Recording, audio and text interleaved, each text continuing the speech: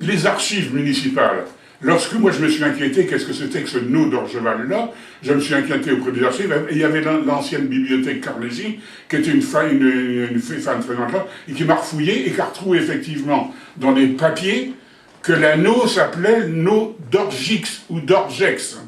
Non, et pas de D apostrophe. C'était l'anneau d'Orgix jusqu'à Napoléon. Et c'est après qu'on a changé, qu'on a amené d'Orgeval. C'est idiot parce qu'on ne peut pas faire pousser de l'orge dans un val, dans une eau. Hein, c'est un non-sens. Hein, d'avoir dit nœud d'Orgeval, c'est un non-sens. Hein, c'est vous qui avez décidé de ce nom-là ou pas, d'Orgeval? Ah ben non, je me suis inspiré de ça et je l'ai proposé à chaque fois à la population. C'est quand même vous qui avez proposé ce nom-là. Tout à fait à l'origine. Est-ce que la mairie était d'accord pour changer de nom ou pas? Oui, il n'y a pas eu d'obstacle. Pas eu d'obstacle du tout. Parce qu'on se rappelait Haut-Neuchâtel, quartier Haut-Neuchâtel, c'était quand même quelque chose de Est-ce que vous vous souvenez de ça, le jour où vous êtes allé à la mairie, où vous avez parlé avec monsieur le maire? Ah oui, Est-ce que vous vous souvenez de ça ou pas? Oui.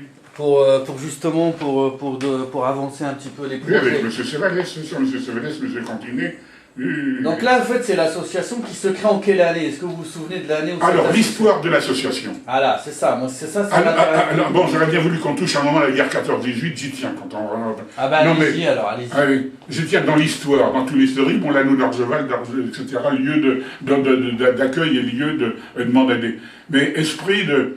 Je dis toujours que moi, j'ai connu, jusqu'il y a encore une cinquantaine d'années, le front qui a été créé en 14-18, il partait de l'entrée du cimetière de l'Est, là, et allait jusqu'à l'entrée du cimetière. Il y avait les deux bornes qui reflétaient, moi j'ai connu les deux bornes que les Allemands ont fait sauter après, quand ils sont venus en 40, mais il y avait les deux bornes qui rappelaient la ligne de front de défense de Reims.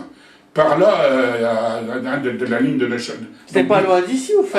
On est juste dessus. Ah bon? On est pratiquement donc là, le quartier, il a un lien important avec... Parce que moi, moi je me rappelle avec mon père qui avait, et ma mère qui ont connu en 14-18, se rappelle très bien tous les combats qui ont eu lieu pour empêcher l'occupation de Reims.